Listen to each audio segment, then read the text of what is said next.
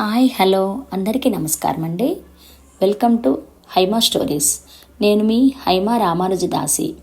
ఈరోజు మనం చదువుకోబోయే కథ పేరు స్వాతి చినుకు. రచించిన వారు సుమలత గారు. ఇక కథలోకి వెళ్ళిపోదాం. జనవరి నెల దట్టంగా అలుముకున్న మంచు తెరలు, ఇంకా విడివడని చీకటి పొరలు. ఉదయం 6 గంటలైనా ఇంకా తెల్లవారినట్టుగా లేదు. ఎటు చూసినా పచ్చని పొలాలు. పల్లెటూరి ప్రాతకాలం అందాలు చూడటం నాకు ఇదే మొదటిసారి కావడంతో నాలో నేనే ఆనందంతో పులకరించిపోతున్నాను. దాదాపు 8 గంటల రైలు ప్రయాణం. 1 గంటన్నర సేపు గతుకుల రోడ్డులో బస్ ప్రయాణం చేసి దోసపాడు ఊరి రోడ్డు మొదట్లో ఉన్న బస్టాండ్లో దిగాము. అమ్మ నేను బస్ దిగి చుట్టూ పరిసరాలు చూస్తూ అప్పటి వరకు అనుభవించిన ప్రయాణ బడలికను కూడా మరిచిపోయాము. నాకు పైరుల మీద నుండి వచ్చే చల్లటి గాలికి హాయిగా సేద తీరినట్లుగా ఉంది. ఇక అమ్మ సంగతి అయితే చెప్పనక్కర్లేదు. ఎన్నో సంవత్సరాల తరువాత తమ పుట్టిన ఊరికి వచ్చిన ఆనందం కొట్టొచ్చినట్లుగా కనిపిస్తోంది. ఉక్కిరి బిక్కిరి అవుతున్న భావాలను దాచుకోలేకపోతోంది. తన కోసం ఎవరు వస్తున్నారో అని చుట్టూ కలియజూస్తోంది. అంతలో ఒక కారు మేమున్న దగ్గరకు వచ్చి ఆగింది.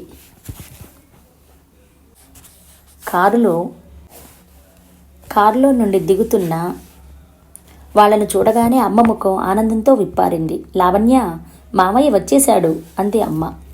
మామయ్య అమ్మని దగ్గరికి తీసుకున్నాడు.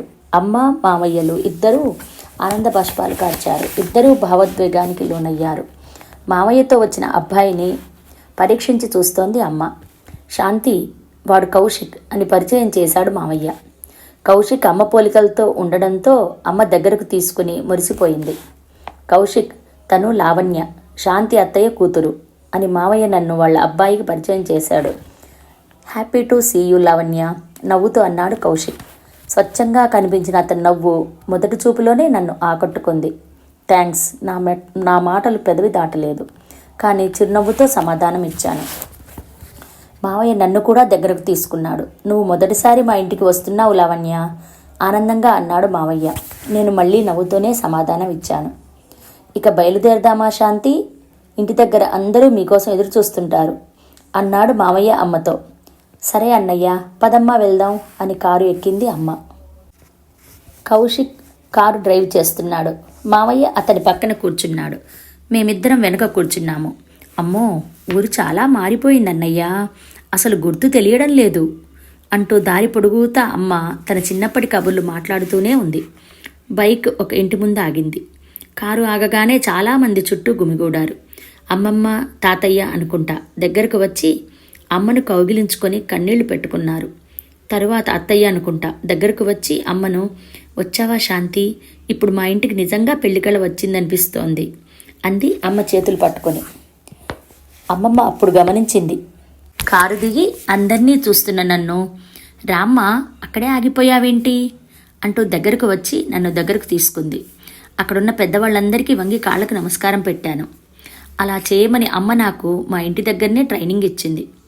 మహాలక్ష్మిలా మెరిసిపోతున్నావు కోడలా, మా శాంతి పెంపకం కదా, అందుకే అన్ని పద్ధతులు తెలిసినట్లు సంప్రదాయంగా కనిపిస్తున్నావు అంది అత్తమ్మ. ఆ మాటలకు అక్కడున్న మిగిలిన బంధువులందరూ ఆనందంగా నవ్వారు. అవును, పిల్ల సంప్రదాయంగా ఉంది. ఎవరో నన్ను చూసి పైకే అనేస్తున్నారు. అమ్మ నన్ను పట్టించుకోకుండా బంధువులందరితో కలిసిపోయింది. పాపం, ఇన్నాళ్ళ అమ్మ ఇంత ప్రేమ ఆప్యాయతలకు దూరమయ్యిందా మనసులో అనుకున్నాను. నేను పుట్టిన తర్వాత నాన్నగారికి తాతయ్యకు చాలా పెద్ద మనస్పర్ధలు వచ్చాయని అమ్మ చెప్పింది. మీ నాన్నగారు ప్రభుత్వ ఉద్యోగం చేస్తున్నారని తాతయ్య ఆయన స్తోమతను మించిన కట్నం ఇచ్చి నన్ను ఆయనకిచ్చి పెళ్లి చేశారు. వివాహానంతరం మీ నాన్నగారు ఉద్యోగం మానేసి నాకు కట్నంగా ఇచ్చిన పొలం అమ్మేసి బిజినెస్లోకి దిగారు. తాతయ్య ఉద్యోగం మానేయవద్దని ఎంత వారించినా వినలేదు. తీరా బిజినెస్లో లాస్ అయ్యి చేతులెత్తేశారు. ఉద్యోగమూ పోయి, వ్యాపారము పోయి, తినడానికి కూడా డబ్బు లేక తాతయ్య పంచన చేరాము. అప్పుడు మీ నాన్నగారి మీద తాతయ్య కోపం వచ్చి, నీలాంటి వాడికి పిల్లనివ్వడమే నేను చేసిన తప్పు, అనవసరంగా పిల్ల గొంతు కోశాను అని కోపంగా అరిచారు. అప్పటికప్పుడు అక్కడి నుండి హైదరాబాద్ వచ్చేశాము. నాన్నగారి ఫ్రెండ్ సహాయంతో మళ్ళీ ఉద్యోగం సంపాదించుకోవడం వల్ల అక్కడే స్థిరపడ్డాము. మీ నాన్నగారు సహజంగానే పట్టుదల ఉన్న వ్యక్తి. మాట పట్టింపు ఎక్కువ. నేనేమైనా చెడు అలవాట్లకు బానిసాయి పాడు చేశానా? ఎందుకు అంత మాట అన్నారు? ఈ రోజు నుండి మీకు మాకు సంబంధం లేదు అని ఇంట్లో నుండి బయటకు వచ్చేటప్పుడు తాతయ్యతో అన్నారు అని ఎప్పుడో చెప్పింది అమ్మ. అప్పటి నుండి అమ్మను పుట్టింటికి పంపడం కానీ వాళ్ళు తమ ఇంటికి రావడం కుదరదని నాన్నగారు శాసించారట. తాతయ్య మామయ్య మా వల్ల తప్పు జరిగిపోయిందని ఎంత బతిమిలాడినా నాన్నగారి మనసు కరగలేదట. ఏది ఏమైనా మా ఇంట్లో మా నాన్నగారు చెప్పిన మాటే వేదం, కాదంటే ప్రళయం సృష్టించేస్తారు. అమ్మ ఆయనతో గొడవ పడలేక అన్నిటికీ రాజీపడి ఊరుకుంటుంది. నేనైనా అంతే. అమ్మ నా చిన్నప్పటి నుండి కూడా అమ్మమ్మ వాళ్ళని చూడాలని ఉందని అప్పుడప్పుడు ఏడుస్తుండేది. కానీ నాన్నగారి మనసు కరిగేది కాదు. ఆయన మాటకి ఎదురు చెప్పే ధైర్యం లేక అమ్మ మౌనంగా ఉండిపోయేది. 10 రోజుల క్రితం నేను కాలేజీ నుండి వచ్చి రూములో కూర్చొని చదువుకుంటున్నప్పుడు మామయ్య వాళ్ళ అమ్మాయి సుధ పెళ్లి శుభలేఖ తీసుకుని మా ఇంటికి వచ్చాడు. అదే మొదటిసారి నేను మామయ్యను చూడటం. అమ్మ అయితే ఎంత ఆనందించిందో. నాన్నగారు పలకరించకుండా భావంగా తల తిప్పుకున్నారు. బావగారు, జరిగింది మా తప్పే. ఎన్నాడని పరాయి వాళ్ళలాగా మమ్మల్ని దూరంగా ఉంచుతారు? నా కూతురు సుధ పెళ్ళి మా ఇంట్లో జరిగే మొదటి శుభకార్యం. మీరు మా చెల్లి దగ్గరుండి జరిపించాలి. మీరు లేకుండా మా ఇంట్లో పెళ్లి జరగడం నాకు ఇష్టం లేదు అని నాన్నగారి ముందు చేతులు జోడించి ప్రాధేయపడ్డాడు. నాన్నగారు మౌనంగా తల తిప్పుకున్నారు. పంతాలు పట్టింపులు ఇకనైనా వదిలేయండి అంటూ కళ్ళనీరు పెట్టుకుని పట్టిన పట్టు విడవకుండా అడిగాడు మామయ్య. ఎట్టకేలకు నాన్నగారు తన పట్టును సడలించి, నేను రాను కానీ మీ చెల్లిని పంపుతాను అన్నారు. మామయ్య అంతకే సంతోషపడి ఊరు వెళ్ళిపోయాడు. అలా అమ్మ, నేను మామయ్య కూతురు సుధ పెళ్లికి దోసపాడు వచ్చామన్నమాట.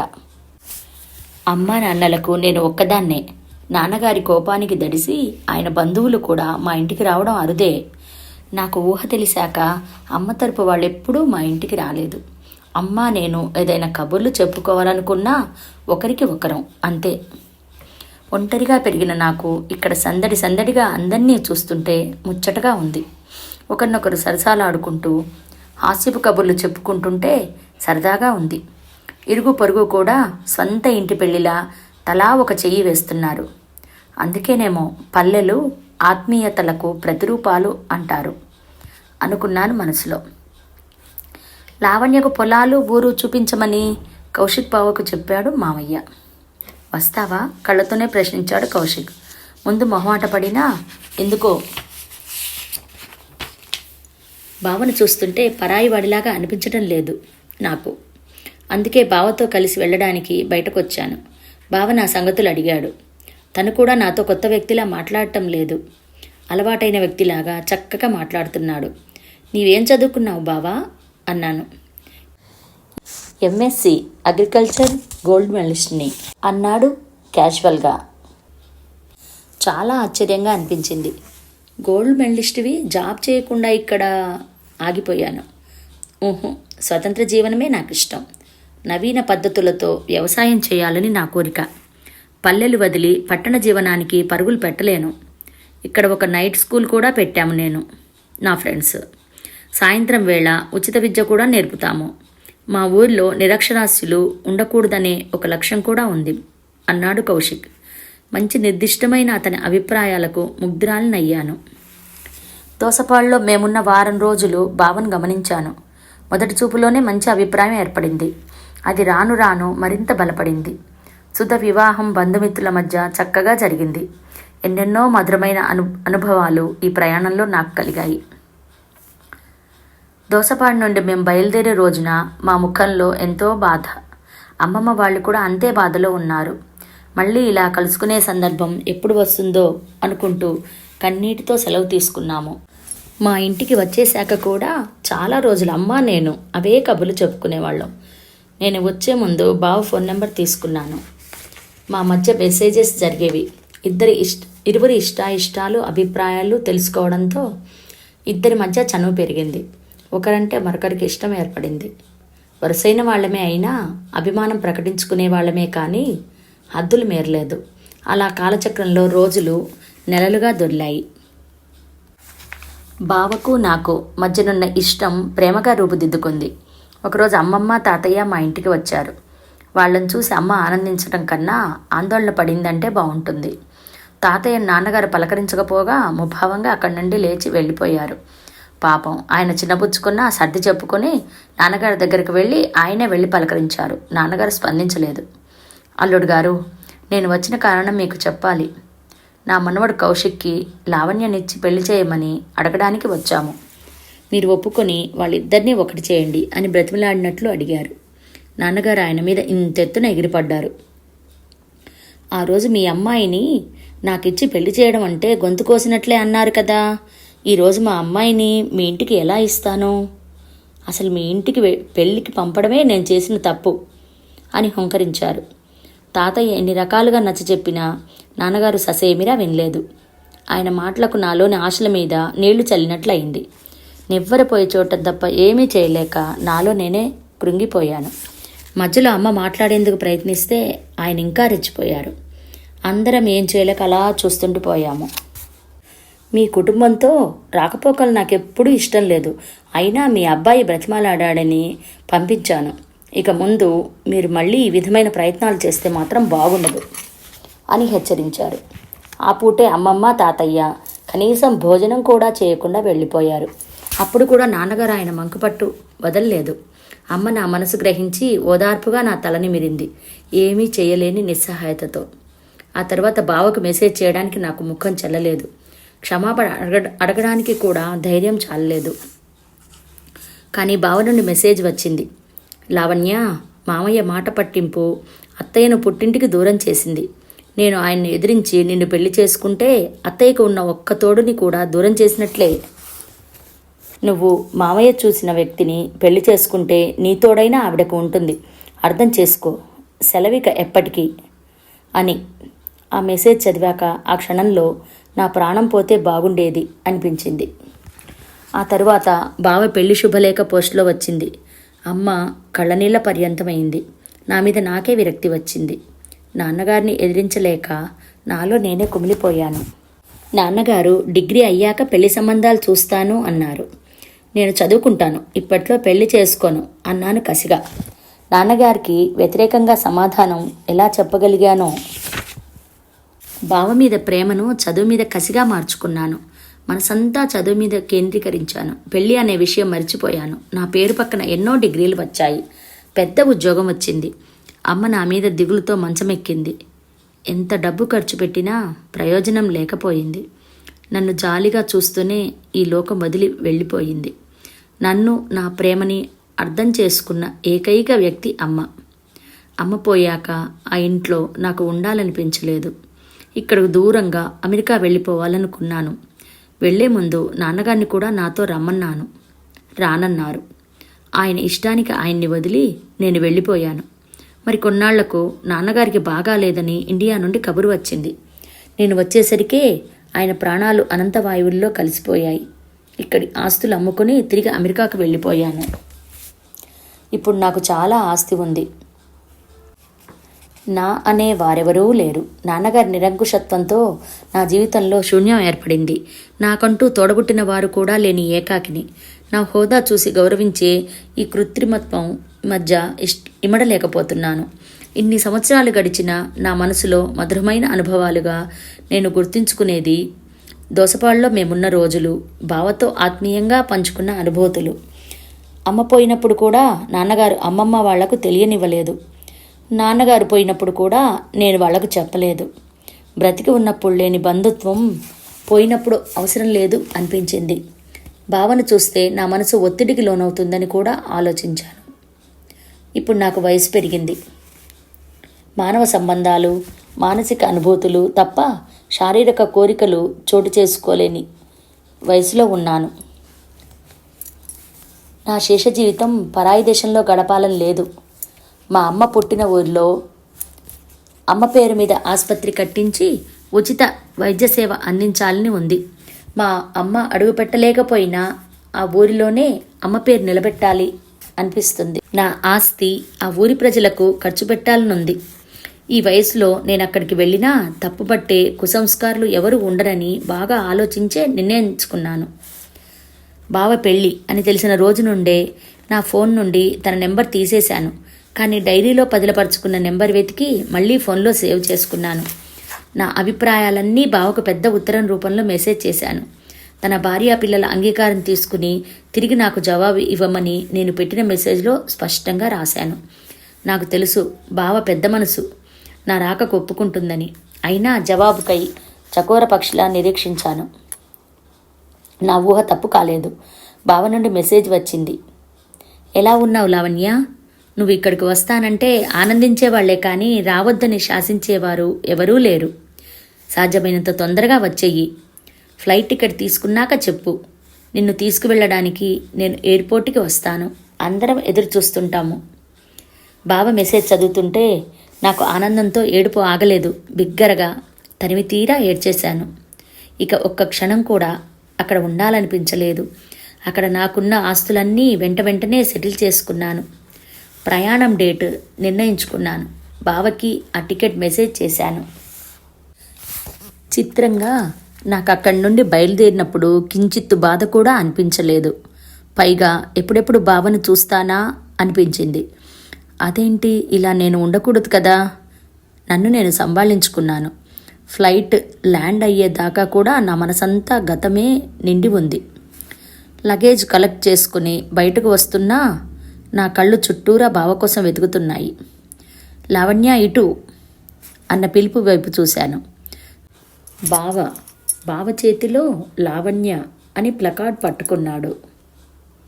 అటువైపు అడుగులు వేసేస్తున్నాను. కళ్ళు నాకు తెలియకుండానే నీటితో నిండిపోతున్నాయి. భావోద్వేగానికి లోనవుతున్నాను. పక్కకు తిరిగి కళ్ళు తుడుచుకొని నన్ను నేను కంట్రోల్ చేసుకున్నాను. ప్రయాణం బాగా జరిగిందా లావణ్య? నన్ను గుర్తుపట్టవేమో అని ప్లకార్డ్ పట్టుకున్నాను. నువ్వేమో కళ్ళు తుడుచుకుంటూ మా లావణ్యలాగానే కనిపించావు. నవ్వుతూ అంటూ నా చేతిలో నుండి లగేజ్ తీసుకున్నాడు కౌశిక్. నువ్వు పెద్దగా మారలేదు బావా, అలాగే ఉన్నావు. చిన్న చిన్న మార్పులంతే. నా కన్నీళ్లను పసిగట్టాడు అని అర్థమైంది. నువ్వు అంతే లావణ్య. నేను ఇంగ్లీష్ దొరసానమ్మ దిగుతుందేమో, ఎలా గుర్తుపట్టడం అని భయపడ్డ మాట నిజం అన్నాడు కౌశిక్. నేను మనస్ఫూర్తిగా నవ్వేశాను. కారులో లగేజ్ సర్ది బయలుదేరాము.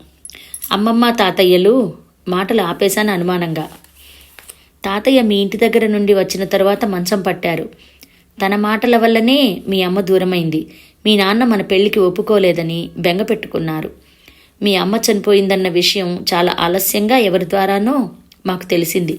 అది మేము మాట్లాడుకుంటుంటే ఆయన విన్నారు. అంతే, హార్ట్అటాక్ వచ్చి పోయారు. నానమ్మ నీతో మాట్లాడేందుకు ప్రయత్నించమంది. అప్పటికే అమెరికా వెళ్ళిపోయావు. సాధ్యం కాలేదు.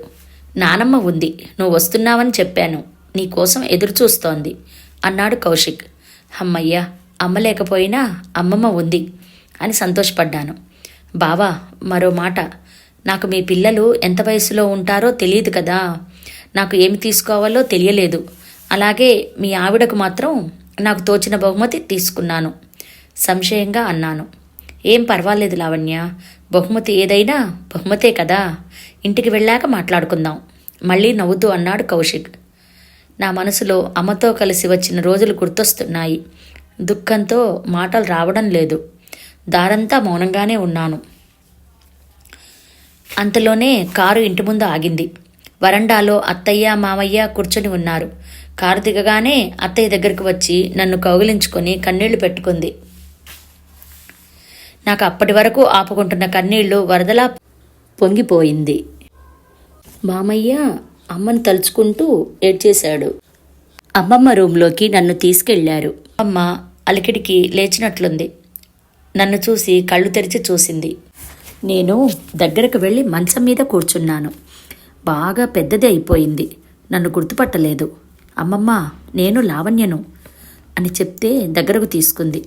అమ్మను గుర్తు చేసుకుని ఏడ్చింది. రేపు ఉదయం మాట్లాడుకుందాం లావణ్య. నీ గది చూపిస్తాను, స్నానం చేసిరా, తినేసి రెస్ట్ తీసుకుందు గాని అంటూ అత్తయ్య నన్ను ఒక గదిలోకి తీసుకెళ్ళింది. ఇల్లంతా గతంలో తను చూసిన దానికి ఇప్పటికీ చాలా మార్పులు చేయబడ్డాయని గ్రహించాను. ఇంతసేపైనా బావ, భార్య, పిల్లల అలికిడి లేదేంటి మనసులో అనుకున్నాను. లోపలికి వస్తున్న బావ వైపు చూసి బావ అని అంటుండగానే అవన్నీ తర్వాత అడుగుదు గాని లావణ్య, ఆకలి దంచేస్తోంది, తొందరగా రా అంటూ తన రూమ్ వైపు వెళ్ళిపోయాడు కౌశిక్. ఇప్పుడు వెళ్ళి పిలుస్తాడేమో అనుకుంటూ బాత్రూమ్ వైపు వెళ్ళాను. స్నానం చేసి రాగానే అత్తయ్య వేడివేడి ఇడ్లీలు పైన నెయ్యి వేసి చట్నీ వేసిన 2 ప్లేట్లు డైనింగ్ టేబుల్ మీద పెట్టి పిలిచింది బావను, నన్ను. నేను డైనింగ్ టేబుల్ దగ్గరికి వెళ్ళి కుర్చీ లాక్కొని కూర్చొని బావ రాక కోసం చూస్తున్నాను. తినమ్మా, ప్రయాణంలో ఏం తిన్నావో, ఎప్పుడు తిన్నావో అంది అత్తయ్య. అత్తయ్య, పిల్లలు పడుకున్నారా అని అడిగాను. ఎవరి పిల్లలు వింతగా చూస్తూ అడిగింది అత్తయ్య. నా పిల్లలమ్మా నవ్వుతూ అన్నాడు కౌశిక్. నీకు పిల్లలేంట్రా పకపకా నవ్వింది అత్తయ్య. నాకు అయోమయంగా అనిపించింది. ముందు తిను లావణ్య, చాలా లేట్ అయింది ఇప్పటికే అన్నాడు కౌశిక్. బావా, నాకు అత్తయ్య నవ్వుకి కారణం చెప్పు ముందు అన్నాను. లావణ్య, నువ్వెందుకు పెళ్లి చేసుకోలేదు? అందం, చదువు, ఆస్తి అన్నీ ఉన్న నువ్వు ఒంటరిగా ఎందుకు మిగిలిపోయావు అన్నాడు కౌశిక్. నేను మాట్లాడకుండా ఇడ్లీ తుంపి ముక్కలు చేస్తున్నాను. నువ్వెందుకు చేసుకోలేదో నేను అందుకే పెళ్లి చేసుకోలేదు లావణ్య అన్నాడు కౌశిక్. అదేంటి బావా, ఆ రోజు పోస్ట్లో శుభలేఖ వచ్చింది కదా ఆశ్చర్యంగా అన్నాను. అదంతా నువ్వు నన్ను మర్చిపోయి మీ నాన్న ఇష్టప్రకారం పెళ్లి చేసుకోవాలని. కానీ నువ్వు అమెరికా వెళ్ళిపోయావు, అక్కడ కూడా ఒంటరిగానే ఉన్నావు. మరి నేను మాత్రం నిన్ను మర్చిపోయి పెళ్లి చేసుకుంటానని ఎలా అనుకున్నావు నవ్వుతూ అన్నాడు కౌశిక్. నేను మాట్లాడకుండా అలా చూస్తుండిపోయాను. నాకు తెలియకుండానే అంతులేని ఆనందంతో ఉక్కిరిబిక్కిరి అయినట్లయింది. లావణ్య, ఏ రోజు నిన్ను మొదటిసారి చూశానో ఆ రోజే నా మనసులో నీ రూపం ముద్రించుకున్నాను. మన పెళ్లికి మామయ్య వద్దు అన్నారు. నీకు నేనంటే ఉన్న ఇష్టం నాకు తెలుసు. అందుకే నాకు పెళ్ళైపోయిందంటే నువ్వు మీ కుటుంబంతో ప్రశాంతంగా కలిసి ఉంటావు అనుకుని అలా వెడ్డింగ్ కార్డు ప్లాన్ చేశాను. నీకు తప్ప నా మనసులో వేరే ఎవరికో చోటు ఎప్పటికీ ఉండదు, నన్ను నమ్ము ప్రేమగా అంటున్న భావస్వరంలో ఎంత మాధుర్యం. ఆనంద బాష్పాలతో చెమర్చిన కళ్ళతో బావవైపు ఆరాధనగా చూస్తుండిపోయాను. నా మనసులోని ఒంటరితనం అంతా ఎగిరిపోయింది. నా వయసు సగం తగ్గిపోయినట్లు, నా కోసం వేచి చూస్తున్న వాళ్ళున్నారు అనే భావం కొండంత ప్రేమరసాన్ని కురిపించినట్లుంది.